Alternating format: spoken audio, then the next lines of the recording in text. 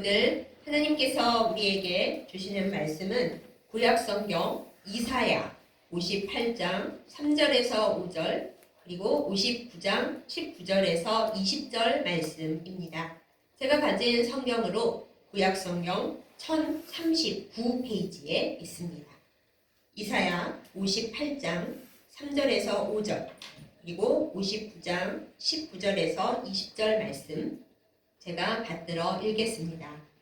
우리가 금식하되 어찌하여 주께서 보지 아니하시오며 우리가 마음을 괴롭게 하되 어찌하여 주께서 알아주지 아니하시나이까. 보라, 너희가 금식하는 날에 오락을 구하며 온갖 일을 시키는도다. 보라, 너희가 금식하면서 논쟁하며 다투며 악한 주먹으로 치는도다. 너희가 오늘 금식하는 것은 너희의 목소리를 상달하게 하려는 것이 아니니라. 이것이 어찌 내가 기뻐하는 금식이 되겠으며 이것이 어찌 사람이 자기의 마음을 괴롭게 하는 날이 되겠느냐. 그의 머리를 갈대같이 숙이고 굵은 배와 재를 펴는 것을 어찌 금식이라 하겠으며 여호와께 연락될 날이라 하겠느냐. 이어서 이사야 59장 19절로 20절 말씀 받들어 읽겠습니다. 서쪽에서 여호와의 이름을 두려워하겠고 해돋는 쪽에서 그의 영광을 두려워할 것은 여호와께서 그 기운에 몰려 급히 흐르는 강물같이 오실 것이니로다. 여호와의 말씀이니라. 구속자가 시온에 임하며 야곱의 자손 가운데에서 죄과를 떠나는 자에게 임하리라. 아멘. 기도하겠습니다. 우리의 힘과 소망이 되시는 아버지 하나님, 거룩한 주일 우리를 지키시고 인도하사 하나님 전에 모여 예배하게 하심을 감사드립니다. 이 시간 우리가 하나님의 말씀을 듣고자 합니다. 우리의 마음판에 주님의 말씀을 새겨주시고 그 말씀이 우리를 깨끗게 하며 온전케 하며 주님 안에서 성숙하게 하여 주시옵소서. 예수님의 이름으로 간절히 기도드렸사옵나이다. 아멘. 우리는 기도를 열심히 합니다. 물론 때때로 기도를 잘 못하고 예배에도 참석을 잘 못해서 스스로 하나님 앞에 내가 하나님께 이러면 안 되는데 기도도 더 많이 해야 되고 말씀도 읽어야 되고 예배도 더 정성껏 드려야 되는데 하고 생각할 때는 있지만은 그래도 나름대로는 시간을 내어 하나님께 온전한 예배, 온전한 기도, 온전한 사랑을 드리고자 노력합니다. 어떤 분들은 여기서 더 나아가십니다. 그래서 하나님 앞에 내가 문제가 있을 때 금식기도, 작정기도도 여러 번 하고 그리고 하나님 앞에 드려야 할 것들을 남들보다 더 많이 드리고 하나님 앞에 시간의 11조도 드립니다. 이러시는 분들도 많이 계십니다. 그런데 우리가 가끔 생각합니다. 내가 기도를 열심히 안 할 때에 또 초신자였을 때에 하나님께서 내 기도의 응답을 금방금방 잘해주시고 또 내가 구하는 것보다 더 많은 것을 주신 적이 있었는데 그런데 요즘 내가 기도도 많이 하고 심지어 오늘 말씀에 있듯이 금식을 하고 나의 모든 것을 비워놓고 하나님 앞에 기도를 하는데 왜 하나님께서 나에게 응답을 안 주십니까? 이런 때도 분명히 있죠. 여러분들 중에 하나님 앞에 많은 시간을 들여서 금식기도 하면서 특별히 작정기도 하면서 나아가시는 분들께 여쭙습니다. 그렇게 열심히 기도해서 그 예전보다 그렇게 하지 않았던 시절보다 하나님께서 응답을 더 크게, 더 빨리, 더 급하게 주시나요? 진짜 그렇다고 생각하시는 분은 아주 행복한 분들입니다. 제가 아멘으로 감사와 또 사랑과 또 칭찬과 축복을 드리면서 계속 그렇게 하나님께 잘 응답받는 분들이시기를 축복드립니다. 그런데 솔직히 현실적으로 말하자면은 우리가 하나님 앞에 기도 열심히 했다고 하는데 그 결과가 실망스러울 때가 많이 있습니다. 오늘 이스라엘 백성도 그래서 하나님 앞에 기도하면서 말씀 가운데 여쭙습니다. 하나님, 우리가 금식을 이렇게 열심히 하는데 하나님 앞에 너무너무 정성을 다해서 나아가고 있는데 왜 하나님은 우리에게 응답을 안 주십니까? 이것이 오늘 우리의 질문이고 오늘 설교의 핵심 주제입니다. 이 이야기에 앞서서 우리가 이 이야기가 나오게 된 배경을 좀 살펴보려고 합니다. 오늘 우리가 보고 있는 성경 본문 이사야서는 선지서 중에, 예언서 중에 가장 내용이 많고 긴 그런 선지서입니다. 그래서 이사야 선지자를 4명의 대선지자 중에서도 제일 센, 가장 높으신 대선지자다 이렇게 말하기도 합니다. 이사야 선지자는 타고난 배경도 굉장히 훌륭합니다. 무려 왕족이셨습니다. 그래서 히스기야 왕 때에는 이 이사야 선지자가 굉장히 활약을 하면서 기적을 가져오는 그런 하나님의 말씀을 주기도 하고 전쟁에서 이기는 하나님의 말씀을 선포하기도 합니다. 그래서 이사야 선지자는 아주 긴 선지서를 가지고 있는 그런 필자이자 저자이기도 하면서 또한 이스라엘 역사서에 등장하는 유명한 선지자이기도 한 거죠. 그런데 이 이사야서를 우리가 잘 살펴보면 이사야가 몇 장으로 되어 있나요? 1장에서 66장까지로 되어 있어요. 성경이 몇 권으로 되어 있습니까, 여러분? 성경이 66권으로 되어 있거든요. 그러니까 성경도 66권인데 이사야서도 66장으로 되어 있네? 성경과 이사야가 많이 닮아 있네? 우리가 이것을 먼저 깨닫게 됩니다. 그런데 이사야서가 성경과 닮은 것이 그냥 장수뿐만이 아닙니다. 이사야서를 성경 속의 작은 성경이라고 부르기도 합니다. 그 이유 중에 하나가 이사야서를 66장을 39장까지 그리고 그 이후에 40장부터 66장까지 이렇게 39 더하기 27로 나눌 수가 있습니다. 내용의 차이가 많이 있거든요. 그럼 여기서 성경 공부 좀 하신 분들은 또 머리를 스쳐가는 내용이 있으실 겁니다. 응? 구약이 39권이고 신약이 27권인데 똑같네? 맞습니다. 똑같습니다. 이사야서를 39장까지를 구약으로 볼 수 있고 40장부터 끝까지의 27장을 신약의 내용으로 그대로 맞춰서 볼 수가 있습니다.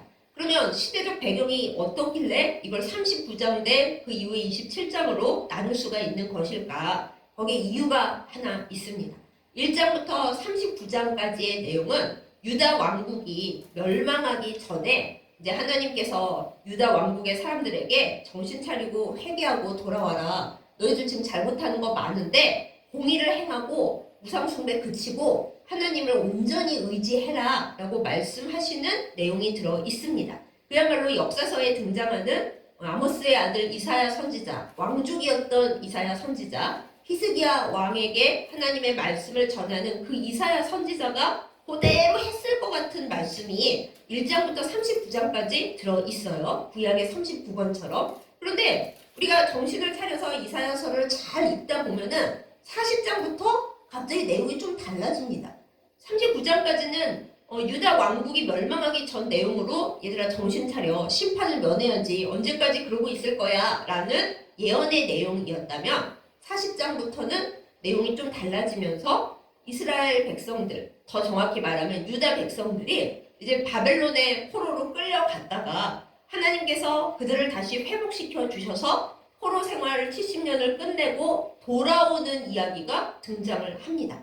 그래서 좀 이제 구약을 열심히 공부하고 학문적으로 따지는 구약 성서 신학자들이 내용을 두 개로 나눠서 39장까지는 첫 번째 이사야, 제1 이사야서고 40장부터 끝까지는 시대 배경이 다르니까 포로 귀환 이후의 이야기니까 제2 이사야다 이렇게 나누기도 합니다. 물론 이제 더 성경을 그냥 통째로 읽기를 원하시는 분들은 아니 그냥 이사야 선지자가 다 썼다고 봐도 아무 문제 없잖아. 미래에 대한 이야기겠지. 이렇게 보시기도 해요. 그것도 일리 있습니다. 우리가 정확한 답을 모르니까요. 하지만 내용을 배경을 봐가면서 이제 생각을 해보자면은 39장까지는 유다 멸망 전의 내용이고 40장부터는 포로 생활 끝 한 다음에 다시 돌아온 이후의 이야기구나. 이렇게 나눠서 볼 수가 있는 것은 사실이에요. 그런데 그 40장부터 끝장까지 66장까지의 내용도 또 세밀히 살펴보면 차이가 있습니다.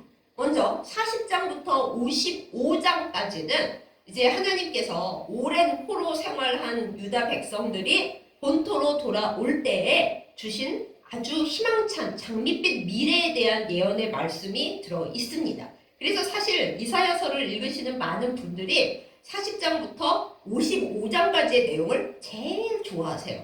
여러분께서 나중에 이제 이걸 들어보시고 진짜 그런가 하고 이사야를 한번 보세요. 여러분께서도 인정하실 거예요. 이사야 40장부터 55장까지의 내용이 가장 은혜롭고 가장 복 주시는 하나님 내용이고 그리고 백성들과 하나님 사이에 아주 행복한 이야기들이 가득 차 있습니다. 그래서 바벨론에서 터 잡고 살아가던 유대인들 중에서 해방은 됐고 돌아갈 수는 있지만 그러면 여기서 내가 다 쌓아 올린 거 버리고 가야 돼? 아우, 가기도 멀기도 멀고 거기 가면 아무것도 없는데 가기 싫은데? 이렇게 생각하는 사람들에게 그 40장에서 55장까지의 말씀은 아니야. 너희가 이 바벨론 땅에서 지금까지 잘 살았다고 그렇다고 본토로 돌아가는 거를 싫어하고 여기 눌러 살면 하나님께 복을 못 받아. 힘들고 어려워도 너희 나라로 다시 돌아가야 돼. 하고 이렇게 장밋빛 미래의 희망과 돌아가는 자에게 주실 복에 대해서 쭉 나와 있어요. 그런데 55장이 딱 끝나고 나면은 56장부터 66장까지 또 분위기가 한번 변합니다. 55장까지는 은혜롭고 달달하고 장밋빛이고 그런 내용들을 주로 얘기했다면 56장부터는 또 갑자기 혼내는 이야기가 나와요. 아니, 이사야가 왜 내용이 자꾸 바뀌는 거야? 물론 이사야 통째로 하나다 생각하시는 분은 아니, 그럴 수 있지. 제목에 따라서 달라지는 장에 따라서 내용을 바꿀 수도 있는 거 아니야? 이렇게 말씀하실 수 있어요. 인정합니다. 그런데 또 한번 학자들이 이제 배경을 딱 연구해서 그 말씀을 본 것에 따르면은 이상하다. 55장까지의 말씀과 56장까지의 말씀을 보면 그 뒤에 배경으로 나와 있는 내용이 무려 100년간의 차이가 난다. 이렇게 얘기를 해요. 왜 100년의 차이가 나는 걸 알 수가 있느냐? 55장까지는 너희가 본토로 돌아가서 고향으로 가서 하나님의 일을 하면 너희가 다 잘 살게 될 거야 라고 돼 있는 반면에 56장부터는 너희가 안식일을 잘 지키고 뭐 성전에 올라가고 이 얘기가 나와요. 그러면 돌아오자마자 성전 지은 거 아니거든요. 성전 두 번째 성전 짓는데 너무너무 고생을 많이 했어요. 방해하는 사람들도 많고 또 아무것도 안 가지고 온 유다 백성들이 성전까지 지어야 하니까 얼마나 힘들겠어요. 짓다가 말다가 되게 고생하면서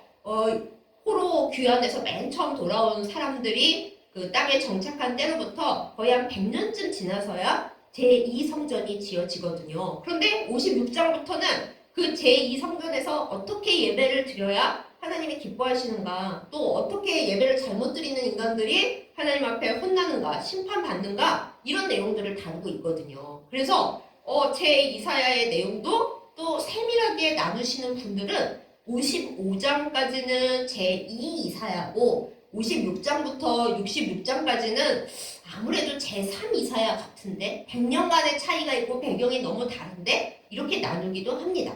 이제 이거는 여러분께서 보시는 선택에 따라서 달라질 수 있어요. 이것저것 다 귀찮고 나는 그냥 이사야는 통째로 볼 테야 하시는 분은 그렇게 보세요. 그게 전통적이기도 합니다. 하지만 나 성경 공부도 좀 잘하고 싶고 가끔 이단 사이비 세력들이 너희가 성경을 알아? 이렇게 할 때 나 성경 공부 열심히 진짜로 학문적으로 했거든?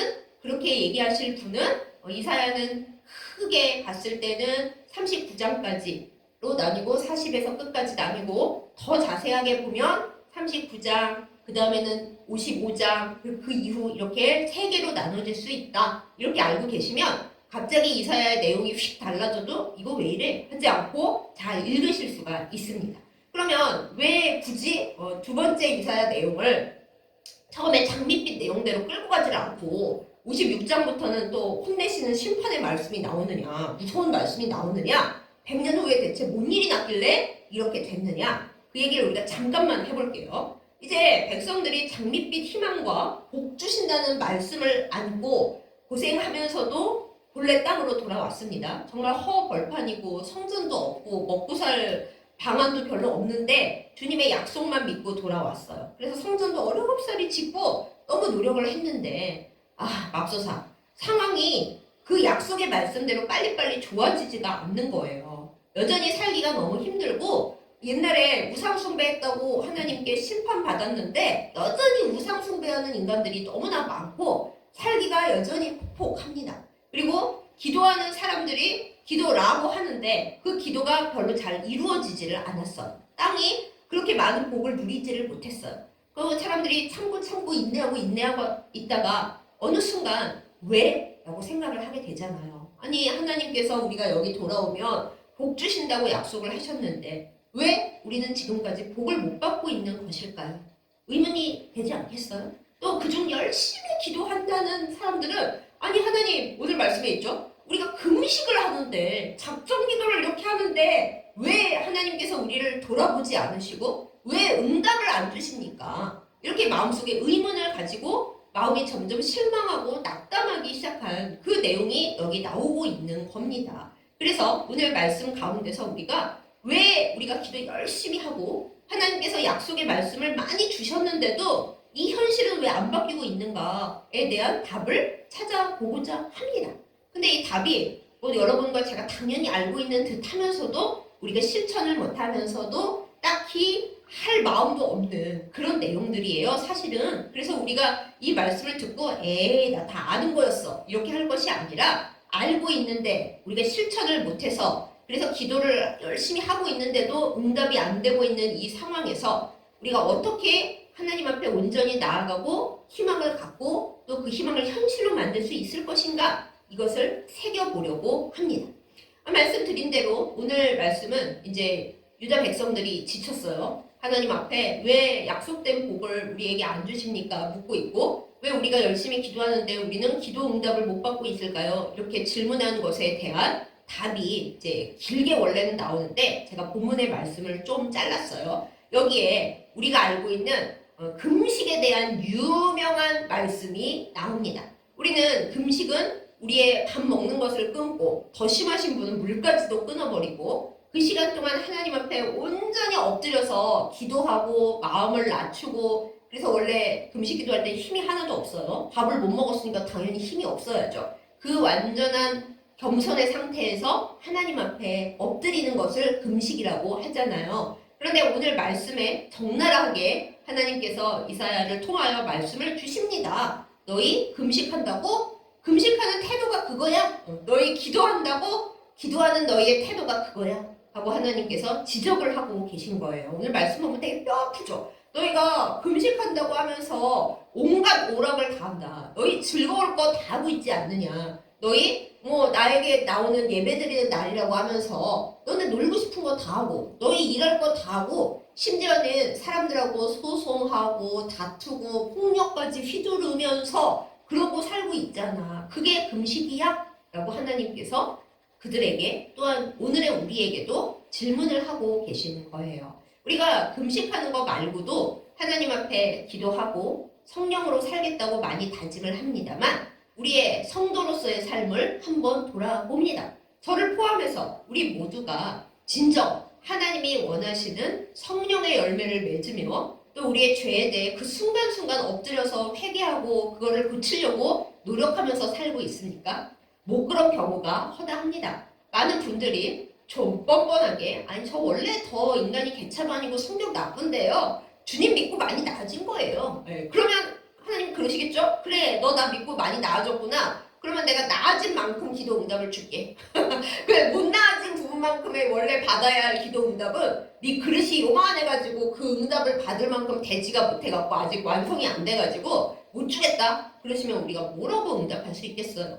물론 하나님은 은혜의 하나님이시고 은총의 하나님이시고, 원래 우리는 하나님 나라에 갈 수 없을 악한 죄인들임에도 불구하고 예수님의 보혈로 우리를 구원해 주셨어요. 그렇지만 우리가 살면서 기도 응답을 갖고 하나님과 더불어 이 현실에서의 복을 누리는 거는, 우리가 모자란 죄인인데도 하나님 앞에 구원받은 거랑은 좀 다른 문제죠. 물론 기도 별로 안 하고 이 세상 사람들은 악한데도 복 받아요. 그거야 그 사람들 얘기죠. 우리는 하나님 앞에 살아가는 하나님의 사람들로서 하나님은 우리를 계속 단련시키십니다. 네가 그런 정도 기도했다고 나한테 응답을 다 받으면 교만함밖에 없어. 이렇게 말씀을 하십니다. 내가 기도하면 다 이루어져. 나 하나님과 직통하는 관계야. 내가 금식 5일만 하면 하나님이 내 기도 제목 다 들어줘. 그래가지고서는 하나님이 우리에게 원하시는 우리의 온전한 모습이 나타날 수가 없는 거죠.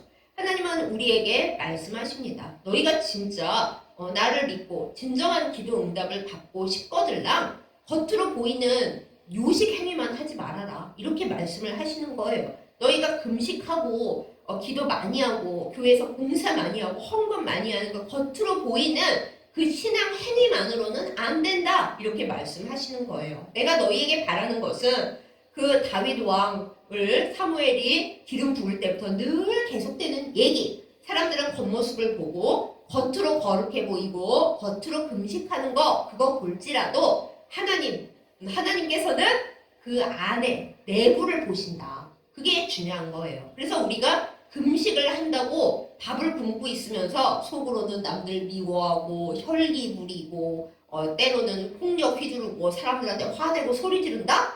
하나님이 기뻐하시는 금식이 아닐 뿐만 아니라 말짱 도루묵된다라는 것입니다. 우리가 예배를 잘 드리고 은혜 받고 나갈 때 항상 조심해야 돼요. 왜요? 마귀가 저 문 앞에 여러 가지 모양으로 서가지고 너 오늘 은혜 좀 받았어? 나는 너 은혜를 깨뜨리려고 여기서 너가 제일 힘들어하는 부분으로 기다리고 있다 다다다다 그러거든요. 그러니 기도가 마찬가지예요. 우리가 하나님 앞에 열심히 기도했어요. 그런데 이제 기도 열심히 하고 눈물 콧물 빼고 주님 새롭게 살겠습니다 하고 나갔는데 내 기도와 내가 결단한 것을 깨버릴 일들이 숱하게 일어납니다. 근데 거기서 우리가 다 깨버리고 그래? 이판 사판이다. 내가 기도를 했냐? 너 죽어 나 죽자. 그러면은 이제 그 기도가 날아가는 것이고 하나님께서 네가 금식을 했냐? 작정 기도를 했냐? 기도를 7시간 했냐? 말짱 도루묵 이러신다는 게 오늘 말씀에 있는 것입니다. 그러면 우리는 어떻게 하면 좋을까요? 일단 오늘 말씀 그대로 하나님께서 내가 진정으로 기도했고 나의 모든 혈기와 열받는 것과 사실 내가 열받는 거 당연한 그 모든 상황에도 불구하고 하나님 제가 금식했다는 거는 제 안에 모든 혈기와 성질머리와 모든 힘든 것을 다 주님 앞에 쏟아내고 납작 엎드렸다는 뜻입니다. 제가 사람들을 향해서 화내지 않고 물분을 토하지 않고 신경질 부리지 않고 내 것 챙기지 않고 하나님께 받을 걸 믿고 사람들에게 좋은 걸 주는 것을 그것을 하나님께서 기뻐하심으로 그걸 저의 금식으로 삼습니다 하고 겉으로 보이는 종교 행위만 하는 게 아니라 신앙 행위만 하는 게 아니라 내 마음의 온전한 금식을 행할 때 내 성질머리를 고치려고 진정 몸부림치는 걸 주님이 아실 거 아니에요. 그거를 할 때 그때 하나님께서 응답을 주신다. 이렇게 말씀을 하시는 것입니다. 근데 또 누구는 그래요. 제가 진짜 열심히 죽도록 그렇게 해봤어요. 근데 웬만하면 이 정도 되면 하나님이 응답을 주셔야 한다고 저는 생각을 하는데 하나님이 응답을 안 주세요. 이걸 어떻게 하면 좋아요? 하나님 저 싫어하시는 거 아니에요? 혹시 죽으시는 거 아니에요? 더 나쁘게는 하나님이 안 계신 거 아니에요? 이렇게까지 기도하다가 낙담하는 사람들이 있습니다.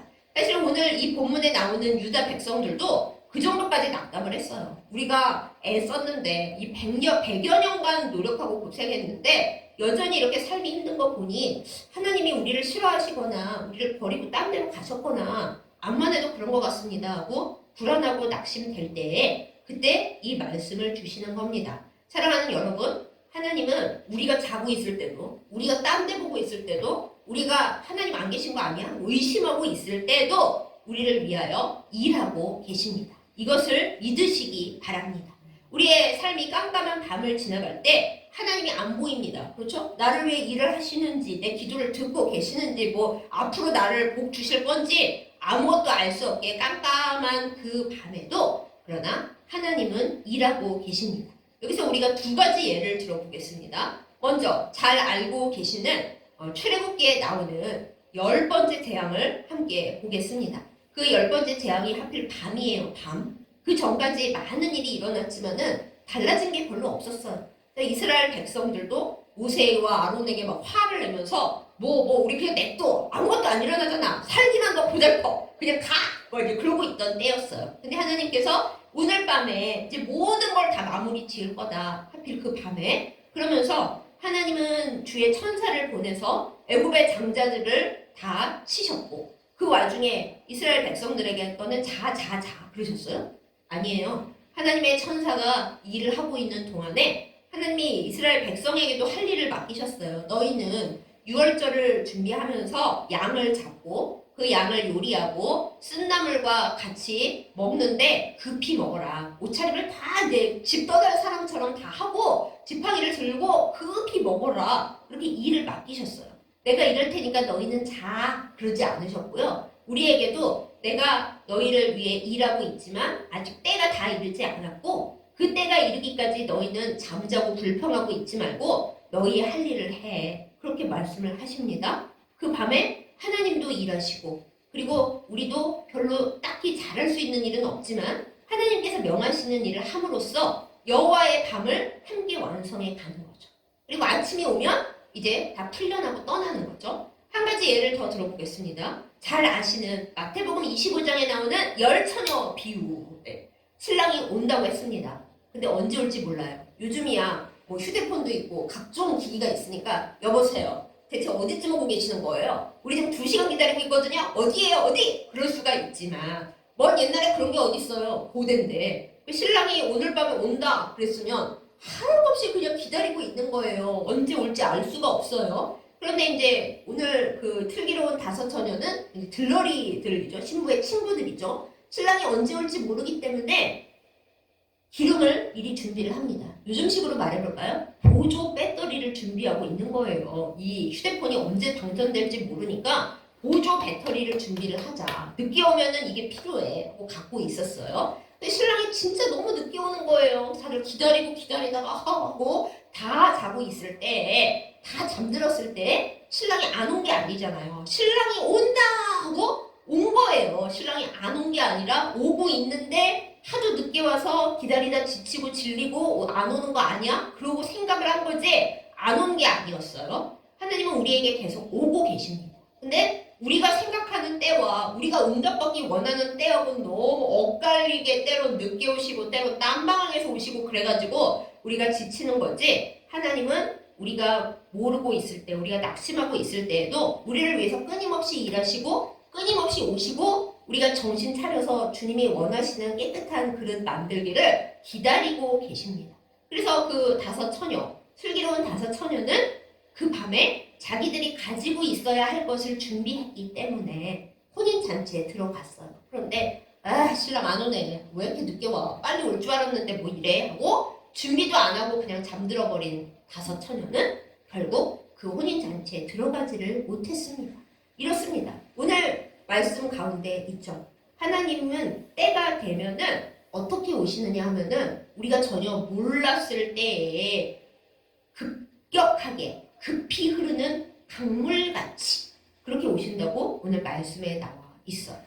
여러분은 이스라엘 같은 그 건조한 땅을 흐르는 와디라는 것을 아실 겁니다. 모르시는 분은 한번 들어보세요. 이스라엘은 비가 많이 오는 계절이 있고 비가 안 오는 계절이 따로따로 있어요. 그래서 왜 반석 위에 집 짓는 사람 얘기 보면은 모래 위에 집 짓는다 그러잖아요. 그러다가 홍수가 나면은 다 쓸러 내려간다 그러죠. 그게 바로 와디 위에 집 지은 사람이에요. 와디라고 하는 이 이스라엘 같은 건조한 곳의 땅은 비가 안 올 때는 그냥 모래밭이에요. 그래서 그냥 땅이네 하고 있어요. 그런데 비가 갑자기 막 내리는 우기가 돼서 비가 막 내리잖아요. 그럼 멀쩡했던 땅이 갑자기 시냇물이 되는 거예요. 오늘 말씀에 있듯이 급히 흐르는 강물같이 그렇게 싹 쏟아져 들어오면서 비가 가득 차고 물이 철철철 흘러 넘치는 거예요. 그럼 하나님께서 그렇게 오신다는 것은 무슨 뜻이에요? 우리 생각에 하나님이 도대체 이 건조한 나의 삶에 오시지를 않고 그냥 계신 것 같은데 안 오시는 거 아니야? 아니에요. 하나님은 비를 준비하고 계셨다가 생각도 안 했을 때 갑자기 급하게 빨리 확 보고 오시는 하나님이시다라는 것입니다.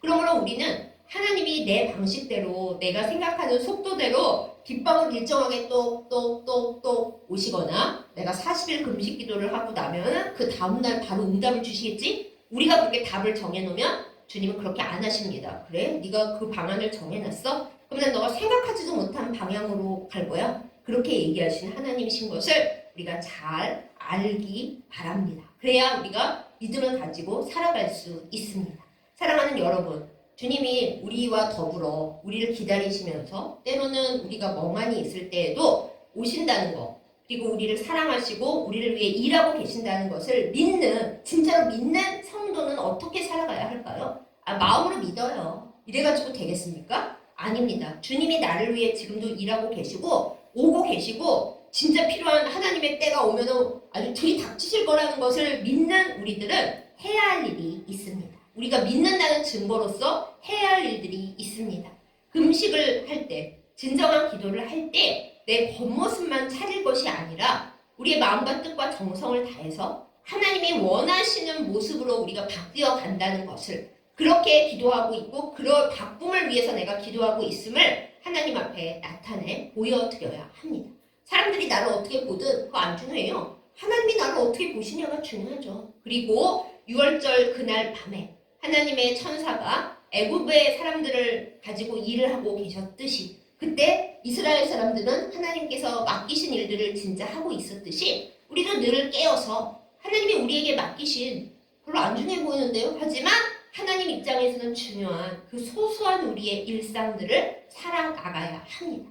그 시간과 공간 중에 하나님께서 보시고 열심히 일하고 있구나. 내가 온다는 걸 너는 믿고 있구나. 보시고 우리에게 갑자기 급하게 오시는 것입니다. 또한 10처녀 중 슬기로웠던 5처녀들처럼 신랑 되게 안 오네 짜증내고 있을 것이 아니라 기름을 보조 배터리를 준비하고 있어야 됩니다. 주님은 꼭 오실 거니까요. 내가 생각하지 않을 때 생각지 못한 방향에서 생각지 못한 방식으로 오실 거니까요. 그래서 저는 주님이 오실 것을 믿고 기다리면서 내가 주님 앞에 해야 할 일들을 준비하고 있습니다. 이것이 우리 믿음의 증거입니다. 사랑하는 여러분, 주님은 급히 흐르는 강물같이 오십니다.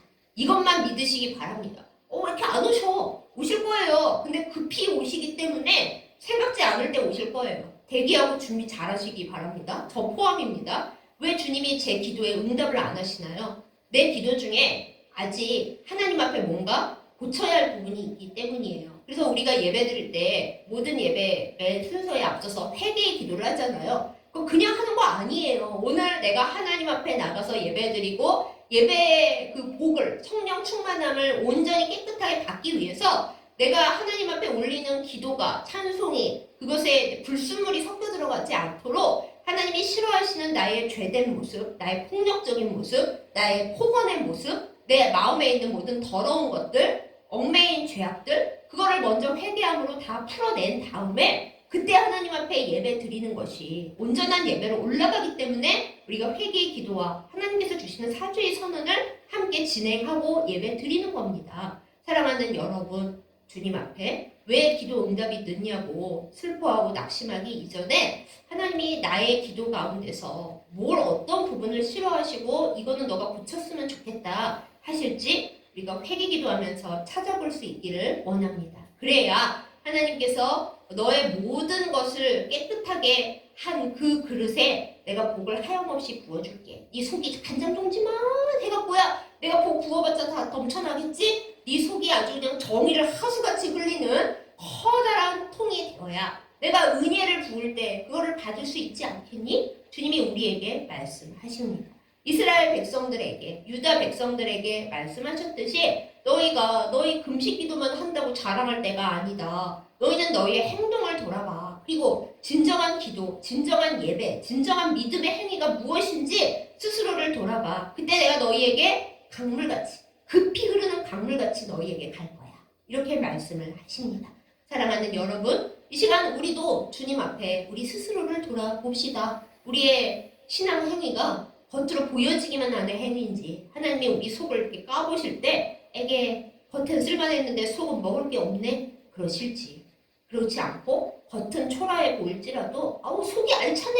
하고 주님께서 보시고 급히 흐르는 강물처럼 우리에게 임하실 그 날을 기뻐하고 기다리고 기도하면서 슬기로운 5처녀같이 또 6월절 그 밤에 하나님의 천사와 더불어 각각 하나님이 맡기신 일을 열심히 해서 여호와의 밤을 지나 그 다음날 출애굽했던 그들처럼 우리도 그렇게 복된 삶을 살 수 있기를, 기도 응답을 받기를 예수님의 이름으로 축복합니다. 아멘. 기도하겠습니다. 우리를 사랑하시고 복 주시기를 원하시는 하나님을 사랑하고 찬양합니다. 때로 이스라엘 백성들이 그러했듯이 우리도 열심히 기도하는데 왜 하나님의 응답이 없습니까? 하고 실망하고 슬퍼질 때가 있음을 고백합니다. 하나님, 우리가 하나님 앞에 열심히 하는데 왜 하나님은 우리에게 침묵하십니까? 하고 울부짖을 때도 있습니다. 주여, 오늘의 말씀을 따라 우리가 우리의 모습을 돌아보게 하여 주시옵소서. 기도한다고 하면서도 우리의 입술에서 거룩한 것과 더불어 쓰고 아름답지 않은 것이 함께 나올 때가 많음을 주님 앞에 고백합니다. 하나님을 사랑한다고 하면서 우리의 가족과 이웃은 사랑하지 못하는 우리의 모습이 있음을 고백하고 회개합니다. 주여 용서하여 주시옵소서. 하나님 앞에 기도하면서 그 기도가 대체 무엇을 위해 하나님께 영광을 돌리면서 사용될 것인지 그것에 대해서는 아무 생각 없이 그저 달라고 할 때가 너무 많음을 고백합니다. 주여 용서하여 주시옵소서. 흉악의 결박을 끊고 하나님과 이웃들 간에 복의 통로가 되는 진정한 기도의 그릇을 우리가 만들게 하여 주시고, 또한 우리의 망가져버린 속과 우리의 별로 아름답지 않은 겉모습 주님 안에서 고침받아서 진정 주님이 복을 부어주시기에 아까움이 없으신, 얘에게 복을 부어주면 모두가 복되겠구나, 그렇게 인정하시고 기도 응답하시는 그런 저희들이 되도록 새롭게 하여 주시옵소서. 주여 복 받는 것에만 눈멀지 않고 하나님 앞에 올리는 회개와 하나님 앞에 드리는 감사에 풍성한 저희들을 되게 하여 주시옵소서. 그리하여 우리의 삶 가운데 등불 기름을, 보조 배터리를 잘 예비하는 저희들 되어서 기도하고 하나님 앞에 믿음의 증거를 나타내게 하여 주옵시고, 6월절 그 밤에 죽음의 천사가 지나갈 때에 또한 각자 자기의 일을 열심히 했던 유다의 백성들처럼, 이스라엘의 백성들처럼 우리도 그렇게 우리의 일상을 주님 앞에 열심히 살며 주님이 갑자기 임하실 때 큰 복을 누리는 자들 다 되게 하여 주시옵소서. 예수님의 이름으로 간절히 기도드렸사옵나이다. 아멘.